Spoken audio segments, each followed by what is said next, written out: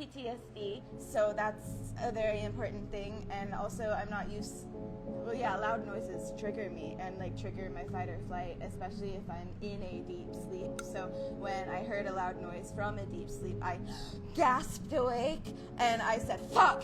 And I was like really scared and I was breathing really, really fast and I was like, oh my god! And I was like, wow, that sucks. And I was like, okay, well, it's just Jungle J, it's fine.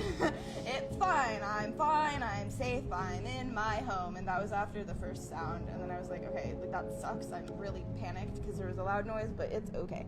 And then I was trying to calm myself down.